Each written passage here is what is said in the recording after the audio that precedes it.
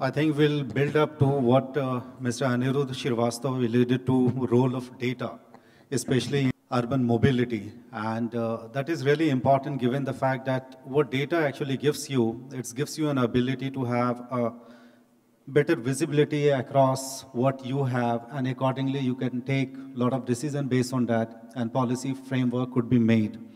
Uh, and this topic, technology for improving mobility services. Since morning, we have been discussing especially around some of the challenges that we face in urban mobility, some of the things that we have been able to build so far. And also, there was a lot of focus on the city, especially on Jaipur itself, the kind of challenges that we have. What technology does, in all probability, that technology enables you to work some of the thing, ease out some of the challenges in an efficient way. It makes you more efficient, more collaborative, and that's what we are actually going to discuss. So I'll begin with Mr. Ajitav Sharma, and I'll ask you something that, since ages there has been tension, especially in relation to the innovation in transportation and growing urban population, and also the ability of the local government to meet those demands. And there is, that tension is primarily because of expectation on the culture part, expectation by politician, expectation by general people also. So when you look at in a broader sense, what is your general sense of this growing challenge which is urban infrastructure is facing in relation to the growing population, expectation of the people, and how cities like Jaipur could actually afford some of those challenges? I think a lot of the pointers came in the morning inaugural session as regard to the role the urban planning or urban infrastructure plays in the overall idea of urban mobility. But I would again like to point out a few things that urban mobility, basically it is a broad ecosystem. And when I speak about ecosystem, I recall there was a book in 1993 which was released, Death of Competition. So till now, till 1993, when this whole concept of business ecosystems came, we used to think that competition is the best thing which can happen in open markets and free markets. And true and fair competition leads to growth of economy. It leads to creation and innovation and finding long-term sustainable solutions. But that book entirely changed the whole mindset of the business community and the management world. So it's a death of competition. And it focused more on the concept of business ecosystems. So urban mobility is also a kind of ecosystem in the sense that there are large number of stakeholders, there are large number of players in this whole ecosystem. And certainly when we talk about infrastructure, the urban development department or the local self-government department, they are the key players. And we have to understand, and as per the United Nations World Heritage Report also, it has been projected that the more than 50% of growth in urban population would be happening in India and China. So we are already sitting on the brink. The developed countries, the North America and most of the European Union countries and the developed city states like Singapore and Hong Kong, they have already kind of ebbed that peak and their urban population has got stabilized. Though there is a lot of pressure on the civic infrastructure, but India has a long way to go ahead. And we would certainly be living under a period of shortage of not only the HR, our capacity, but as well as the funding and financing, which we can invest and create and build new infrastructure. So certainly we have to find smart ways. Land would be a big constraint, and particularly now when Government of India and Niti Aayog proposing for high density population development, we are also talking about area-based development things. So the whole paradigm is getting changed. But if we are not able to provide proper urban transport facilities, infrastructure, and certainly ITS and ITMS have a big role to play. The presentation which was given by Google, they have suggested few solutions which are being experimented in other cities in the country, and the other solutions, some solutions which are being experimented and adopted abroad also. So we have to adopt those IT solutions, because without that, within those constraints in this whole ecosystem, otherwise we will not be able to solve the problems which we face. And certainly policy making is the key area, and we as policy makers at all levels face challenges, because it becomes sometimes difficult to convince about the true challenges and the hardships which the people face. But yes, there is a green light and a road ahead. We, like in JCTSL, are trying to do few innovative things, and myself and the Principal Secretary UDH, we are trying to convince the decision makers that it is high time that we try to integrate all the stakeholders in this grand ecosystem, because the ecosystem can only create energy and find new solutions. Independent and isolated parts, like it used to be before, they cannot find solutions to such kind of complex problems which we face in the urban mobility sector today. No, you're absolutely right, especially on the part of integration, because the silos create a lot of complexity, and you already have, traditional old cities, a lot of complex infrastructure already in place, and different bodies actually not talking to each other is really not desirable. I'll come to Mr. Shrijit.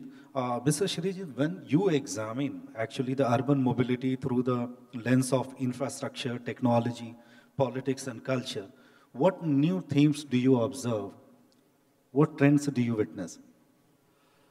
Thank you very much. I would actually like to highlight what we are trying to experiment in Kerala with regard to urban mobility and the delivery through data, as has been rightly pointed out now. We had an initial experiment based on certain parameters, the parameters which I'll delineate now. In Cochin, Beresar is actually pioneering the KMRL, the metro rail is being pioneered by him. And it had an integrated model under the Kerala Cochin Metropolitan Transport Authority. Now, I'll first tell you what the basic norms that we had adhered to. One was sustainable public transport, which is a very commonly used misnomer, actually. Misnomer in the sense that, when we say public transport and sustainability, what we normally do is increase the infrastructure, bring in more of public transport, increase the urban sprawl into suburban spaces, and lessen the rural spaces which were hitherto on the peripheries of the urban spaces. Now, that is not what is intended. Sustainability means it should be sustainable in terms of energy emissions, carbon neutrality, accessibility, affordability, first mile and last mile connectivity. This is what we meant by sustainability.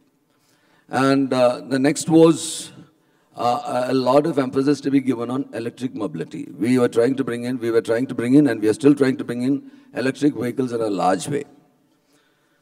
Now then, connectivity between multiple modes of transport. We have the resources for water transport, we have the road transport, we have the metro also now in Cochin. So all these were being tried to be brought together, So the first mile connectivity and the last mile connectivity, the commuter can decide as to, what all the ways are which he should actually commute on that particular day. Decide for ahead of time, and even digitally maneuver and manipulate the way he is going to commute. So then we also are thinking about shared use in the sense that, we are trying to bring in residents associations and are actually trying to pool the private vehicles so that, as was earlier pointed out by one eminent speaker over here, we should actually try to bring in lesser vehicles into the urban mobility to facilitate easier mobility. Number of private vehicles coming in should be less. So then another important aspect that we were trying to incorporate was gender inclusive mobility index, because the requirements for different genders were different. So this also has to be incorporated. And automated driving and PPP models, automated driving means driverless cars were also being thought of in a futuristic model. And of course, public participation also was being envisaged in a large way. Based on all this, we brought out something called Cochin Open Mobility Network, wherein a protocol called the Beacon Protocol based on the Beacon Foundation was used. It was actually a catalytic model which we initially tried as a pilot in Cochin alone. And then a no-profit, no-laws organization sponsored by the central government called the ONDC has come in a larger way, Open Network for Digital Commerce. They have actually come in. What they are planning is, the government is supposed to facilitate a digital platform for the whole of Kerala. And for the whole of Kerala. And the ONDC was supposed to provide the digital initiative, and we were supposed to facilitate. And what are the different requirements for ONDC, and what are the different requirements that the government is supposed to put forth has been delineated very clearly. And the government is initially supposed to appoint a nodal agency for the same. And the government is appointed, actually, I am the nodal officer. The Motor Vehicles Department has been appointed as a nodal agency for bringing everything on board on a digital platform, where even every commuter and every seller, that is, if it can be brought on board on the same platform, and I can decide from the first mile to the last mile, initially in the cities, and then we are planning to bring it into all over the state. Now, what are the challenges being faced? Now, there are a lot of legal challenges for this kind of an open network to function. The digital technology is way ahead of, the legal reforms that are taking place. Now, if I want, as a nodal officer in the state, to have alter the one timing of a particular bus, a public transport, which is actually administered and judicially monitored by an authority called the Road Traffic Authority. So it is actually a quasi-judicial authority which is exercising quasi-judicial functions. Now, with the digital technology coming in a larger way, and with open network, digital commerce, and with the nodal officers like, the MVD coming in, there's little that we can do to influence the decisions of judicial bodies actually doing this. So this is something which is actually being thought of in a large way. It has been implemented. The policy decisions have been taken. We are having an open network for the whole of the state on policy. It is actually happening in Cochin. It is going to be happening in a larger way in all the other parts of the state too. But the biggest hassle is the legal reforms that need to happen, because there are a lot of judicial bodies actually monitoring, as I told you earlier. Every timing, every positioning of every public transport is actually decided judicially, while the technology has gone way ahead and the commuter is not bothered about what the judicial body decides when he wants a particular kind of service. So this experiment is actually being put in place, and we are actually starting off. So I don't know whether there's any similar kind of experiment being done anywhere else in the country, but it's actually the national policy, by of course the Niti Aayog and other departments, and even the MORTH has actually put it in a larger way. So we are trying to bring in digital requirements of the commuters on a digital platform with the sellers, and integrating vehicles in such a way that there are lesser vehicles on the road and there is better accessibility and affordability. Thank you. So I'll come to you, Mr. Kanhaiya Lal. What we have been actually discussing that the challenges are immense, and we see there are a lot of deployment happening in various cities where the technology is actually helping in terms of addressing some of those challenges. So we see a lot of IoT devices being put in place. As Anirudh was earlier speaking about the open data platforms, open data actually helping and aiding cities in terms of understanding what is really happening on the road. Could you share your view, especially around as to how do you look at some of the next generation technologies, such as AI, machine learning coming into the picture, and somehow easing some of the challenges that our cities have in terms of the visibility, in terms of helping us planning in a right way?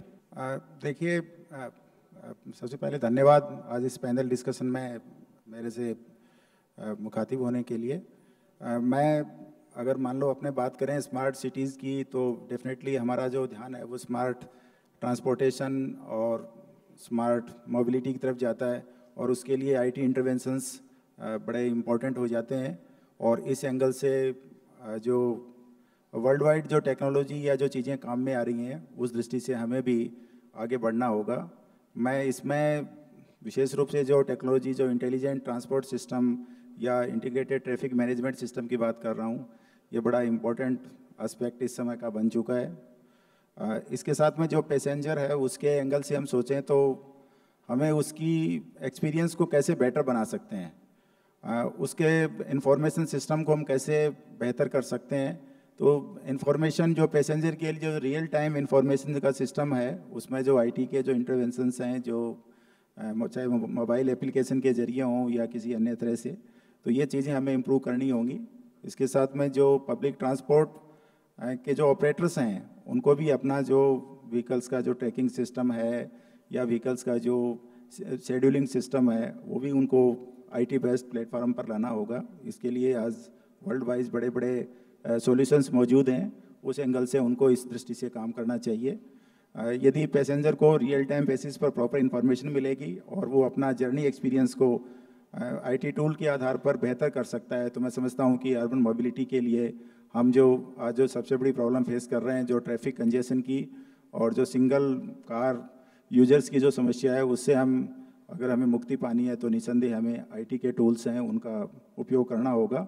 और वो सभी sectors में, चाहे वो e ticketing की बात हो, चाहे वो डिपो मैनेजमेंट का इश्यू हो, चाहे वो हमारी जो रियल टाइम इंफॉर्मेशन का सिस्टम हो, उन सब में हमें यूज़ करना होगा।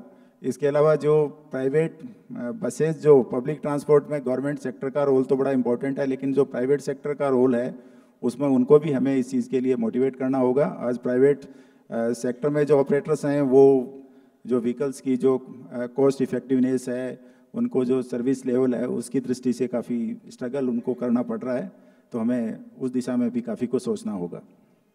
ये आपने बिल्कुल सही कहा कि जितने भी हमारे माध्यम हैं ट्रांसपोर्टेशन के, उन सबको मिलकर काम करना होगा।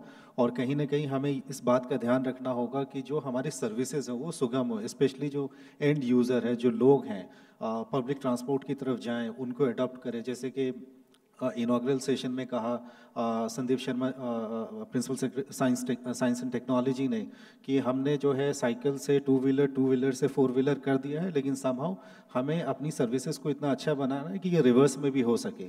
क्या फोर व्हीलर चलाने वाला जो है टू व्हीलर पे आ जाए या पब्लिक ट्रांसपोर्ट वगैरह जो है यूज़ करने लगे। Let me allow to add few points, because so I am actually into the operations of the city transport. I am interrupting you, but see, what I personally feel that 2-3 places where we actually require the strong inroads of IT to happen in city transport authorities is when we hire the new fleet. So like considering the age of bus fleet of like 12 years, or now CSL is talking about 12 plus, further extendable to 3 years, 15 years of fleet. And the way the buses operate in the urban area, the way they are handled, so though we have the latest of the technologies, repair and maintenance is one of the major issues. And certainly the asset which you manage, so you have to stagger out your fleet aging also. So there would be a time when I have buses 9 years old and I have buses only 1 year old also. So the concept of now shifting from preventive to predictive maintenance is one of the most essential things, and most of the city bus authorities in whole of the country, where their fleet has crossed the average age of life 7 to 8 years, they are finding it very difficult, and the whole operational cost becomes very high. So when you compare with like earning per kilometer and cost per kilometer of owning and operating, so those things are becoming difficult. And we talk about sustainability is not only on the environmental context, it is also on the financial context. Ultimately, your organization has to be financially sustainable. So I think a lot needs to be done. If companies like Google and other IT startups who are present here, few I know, they can help us in finding solutions to predictive maintenance rather than preventive, because in preventive you spend more. So you have a schedule and certain part of fleet would come and you will do few things which may be not required, or in the line of your priority there must be other buses which would be requiring, but your preventive schedule doesn't cater to that need. One thing is that. Second is, now there are times actually, see, because government cannot keep on funding and financing urban transport systems. And my feeling is, what I have seen sitting in the government for last 26 years is, we are more focused, government is more focused on one-time investments. So even if government allows you to buy new buses, but then how you operate and run them, that is mostly left to the bus authorities or the corporations or the organizations or the SPVs like in many other states. So that is a very critical component. Saying that the commercial viability or financial viability or rising up in the financial sustainability ladder becomes most critical for future. So for that, how you can optimize your operations, how you can improve your operational efficiency, how you can improve your financial efficiency. I was discussing with the Google people that, can you help me in doing that? Because doing it manually, it becomes difficult. But when my fleet size increases, so this is second part. And third part is optimization of routes. So there is deep requirement of AI networks or data analytics or back-end data analysis, which is needed. So this is the high thing which we need for future. Absolutely. Before I go to Mr. Sanjay Kolde, I'll just request Mr. Santosh from Google. So especially if you could add to what Mr. Ajitab Sharma was alluding to, the fact that you need first the visibility, second is how can you optimize some of the things that you have. Also the predictive maintenance rather than things happening and then you are actually going for it. Could you actually share something as to how actually data can aid actually in addressing some of these challenges? Yeah, first let me thank the ET team for organizing it so well and also inviting me for the panel and share my perspective. So we have been discussing in terms of seeing from the morning like how urbanization as a trend is kind of becoming a global event now. We are seeing almost close to about 60% of the population living in the urban environment. With that, definitely there is a pressure which is going to come on the transit system. As we have the denser population moving into the urban center, the vehicle ownership is going to come down. With the vehicle ownership, then there is definitely going to be a proportional impact on the public mode of transportation. So just coming back to the actually areas how data can help. So while we are seeing that infrastructure as a whole is trying to evolve in a very responsive manner, to address the congestion requirement, to adjust in terms of adding the new capacity. It's basically civil work where one of the co-panelists identified there are a lot of challenges with respect to making it operational in terms of legal, in terms of funding and other aspects. But when it comes to the data, data can give you a lot of important values. See, if you see information is also a very much core basic infrastructure of a transportation as much as the rail or the roads or the fleet themselves. So information is very important aspect. Today, like if you see, we are in the position to gather the information, collect the information, generate the information by the virtue of deploying various systems. So the basic baseline deployments, be it automated fare collection system, automated passenger collection system, or automated basically in terms of the vehicle location, along with the weather information, along with the information what we gather from the transit in terms of the road congestion information, video analytical information. So information is quite a bit with us. Now we need to see how that information can be assimilated, how it can be processed and analyzed to handle various requirements. One, the three main technologies which come to my mind, which can definitely aid in terms of bringing a lot of value to the entire transport ecosystem. One is the big data. Second one is how we manage the real-time analytics of the IoT data. Third one is in terms of seeing the capacity of smart computing or smart mobility. So all those three pictures, if they are tied together, they can seamlessly provide the end users. It can be commuters, it can be city managers, it can be like transit agencies, it can be policymakers, it can be incident response team, to provide a very, very effective mechanism of using the data to build the models For example, we can build a model which can give a better situational awareness, which could help the city planners and the incident managers to attend to the event in a more meaningful way. It can help the depot managers to collect all the information from the vehicle, from the weather conditions, from the usage of the particular fleet, and develop a model which should be more predictive and prescriptive in nature for scheduling the maintenance rather than corrective or reactive. So those models can be built. We can build a model which would predict the likely occurrence of a congestion in the area, which would help the city planners to re-optimize as well as redesign the transit system. So in terms of actually like seeing the ability of the data which can provide which can be a tool to enhance the operations, even we can use the basically commuter redressal system, so where we can do the social sentiment analysis, try to understand, try to hear from the commuters what exactly is going right, where exactly they require extra help, where we can modify the system to cater to them in a more efficient way.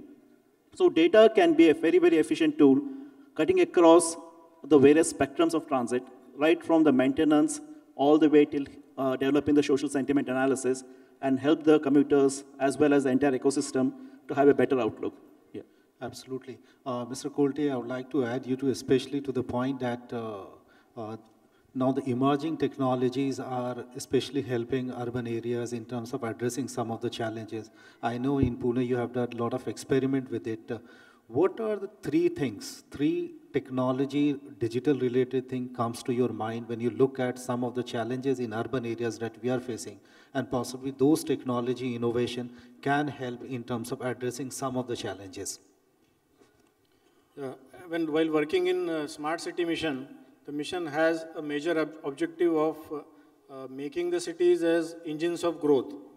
And we all know that transportation is a very important part of which adds to the growth of the city, because everything, or the economy of the city, economy, social and cultural aspect, all are related with the transportation.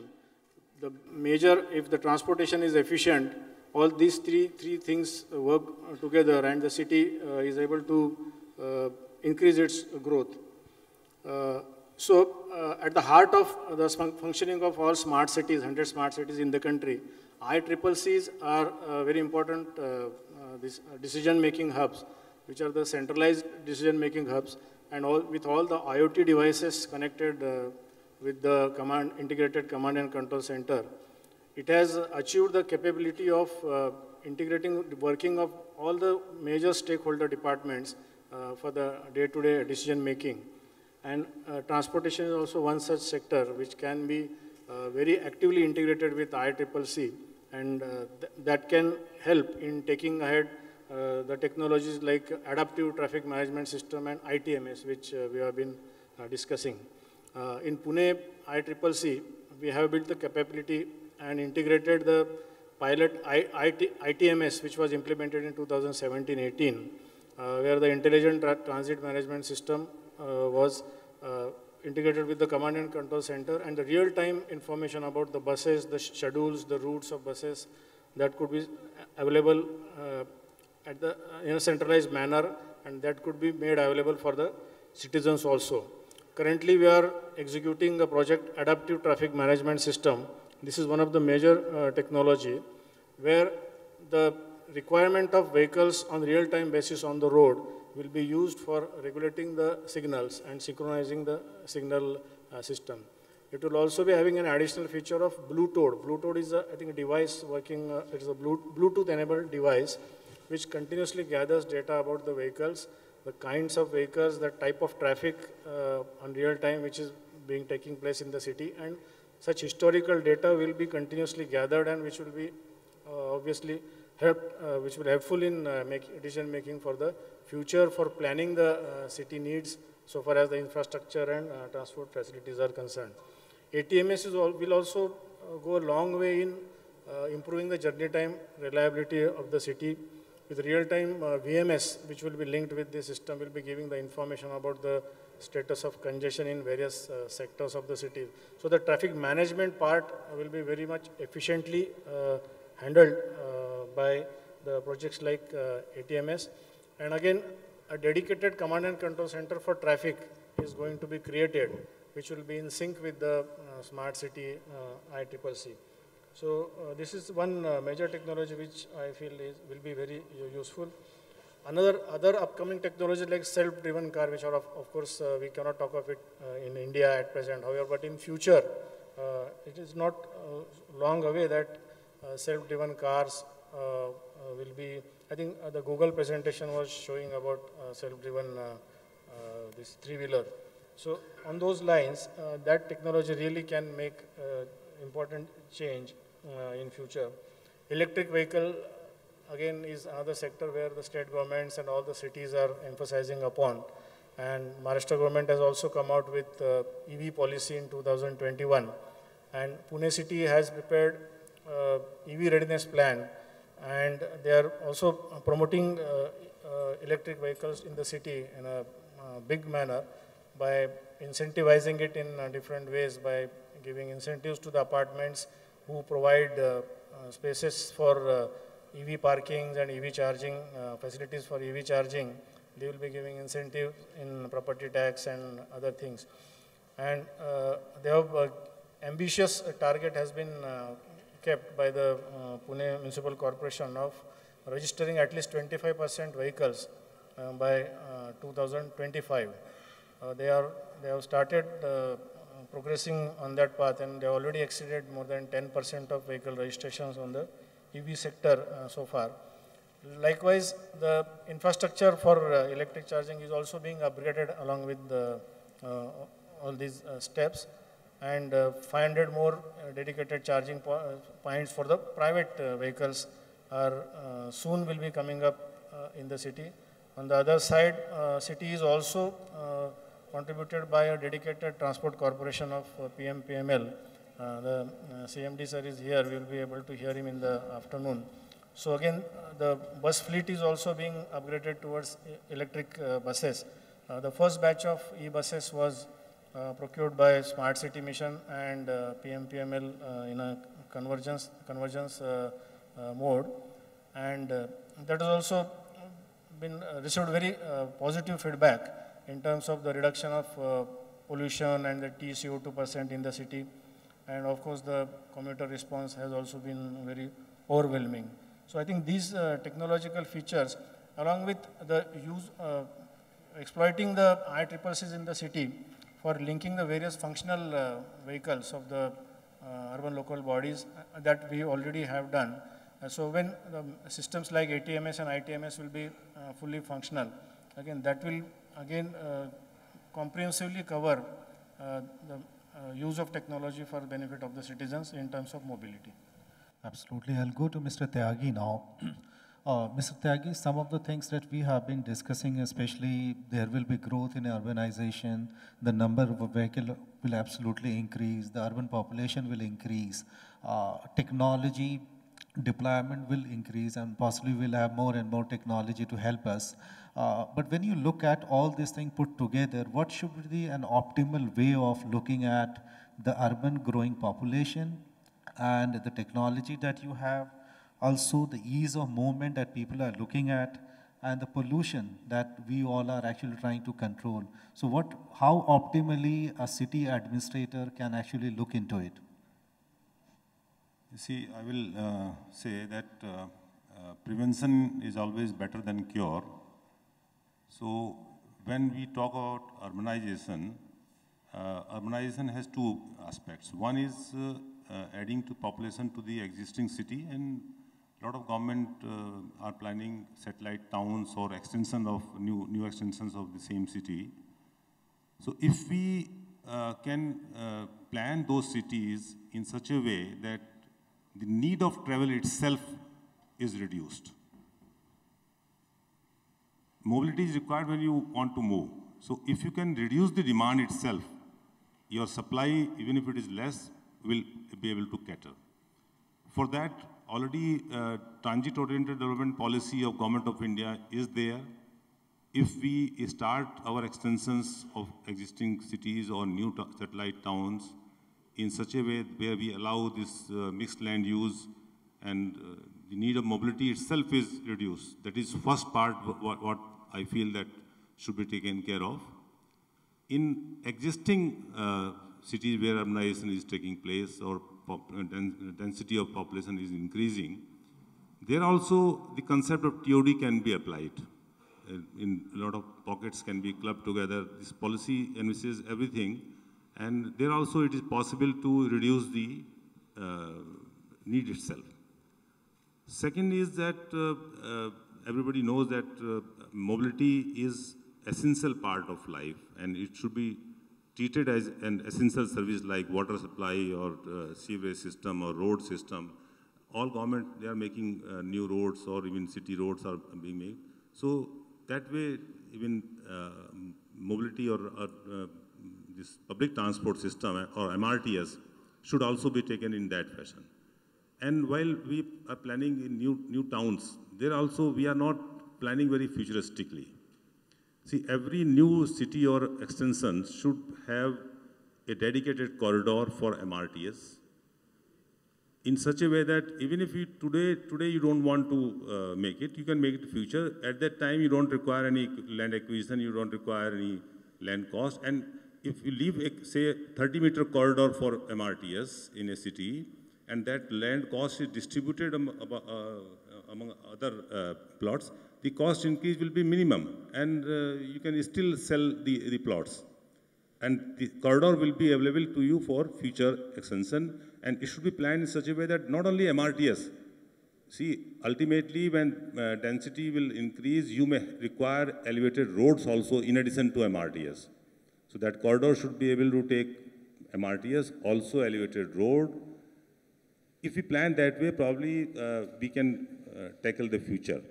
As far as technology is concerned, nowadays, even for mobility, this electrical vehicle, they are talking, even hydrogen fuel cells are being talked about. That technology is also available, particularly for bigger, like buses. It may not be possible right now for cars, but at least for buses. Because I have some reservation about electrical buses. We are not thinking about the disposal or the environmental hazard it is going to create. We have not planned the disposal of batteries, which is going to create a huge problem. And probably we need that even in private cars, the batteries will become a problem after 5-10 years, and that we have to address that issue also. And as far as this IoT technology is concerned, I am sure that demand responsive transport system will be possible. Even the concept of integrated mobility. Integrated mobility means your app or whatever device is there, it can plan your entire journey right from your home to your workplace. And it will not include only this MRTS or motorized transport. It will include or should include even non-motorized transport also, like shared bikes, even shared, you can say, a lot of technologies are there. So that can be done. And also the technology can help us in planning shared mobility, or in which even the private cars or small vehicles can be shared without waiting much at any place. So these concepts probably going to help us. No, you are absolutely right, especially on the part of shared mobility and some of the things that we have been discussing. And I think ultimately the kind of experience that the government organization are able to offer to the people, and that will be the deciding factor whether people opt for a public transport or a car. I'll come to Dr. Pawan Kumar. Since morning, we have been talking about some of the challenges and sustainability in urban mobility. And one of the underlying theme is coming up integration, coordination. I believe the best example of the coordination could be the central government Gati Shakti program, which the road feeds into the railway feeds into the port, and that's how the goods is being transported. And there also the technology plays really very important role in terms of the monitoring, having a visibility where things are. Could you share based on your experience as to how you are utilizing some of the next generation technology in such an important and significant national program? Sir, actually your question had two parts. First one is the coordinated infrastructure planning, and second is the technology part. In our own town and city, many times we have seen the road is dug by the PWD for the expansion of the road. After some month, gas agency comes and dig the same road.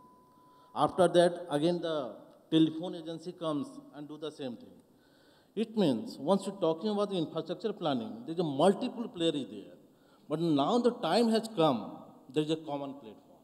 Or for that purpose, this Gati Shakti scheme, launched by the central government, that is a nice step towards these things. It is a single platform. It is a single platform, and in which they have tried to map all the economic zones. Economic zones means industrial corridor, freight corridor, logistic park, pharma hall, textile cluster. All this economical zone will be mapped properly, and after that, provide the infrastructure linkage in terms of railway, port, road, waterways, all these things. And through this way, that will be giving the interconnectivity. In fact, it is a multimodal connectivity, and due to this, whatever the missing link is there, that will be removed. Once the missing link will be removed and all this infrastructure will be interconnected by multimodal, then automatically the seamless movement of goods, services, and the people will be possible. So that is the one bold step that is taken for the integrated transport planning, this thing. And another thing is very, very important, that each ministry will update their website. This is a common website. Periodically they will update, and due to this periodical updation, that is the common platform available for everyone for their planning, design, and execution of the infrastructure project. Second things, you are talking about the technology part. For that purpose, I will say that the geospatial technology is used for this purpose, that is better known as GIS-based spatial planning and analytic tools. In another professional language, that can be said as GIS-based enterprise resource planning system. Here, all the information of all the infrastructure project, of all the ministry and department will put on the single website having 200 plus layers. Whatever the layers, whatever the information we are interested, we can then go and just see that. So that is really a very bold step taken in that direction. Another thing, for that purpose, the Survey of India has prepared the base map. That base map will be used. Then, again, the use of satellite imagery prepared by the ISRO, that will be used for the monitoring of infrastructure project. And all this map will built on open source technology, and that will hosted on the Government of India cloud that is known as Meghraj. So in this way, everything in the public domain and everything they interconnect.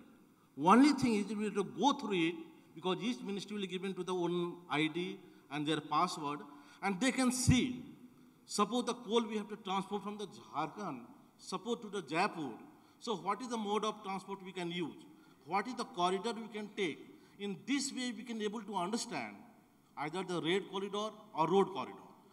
Another way, the rail and ministry also will understand, oh, these are the corridor much in demand, so any expansion, modernization is required, they can do that.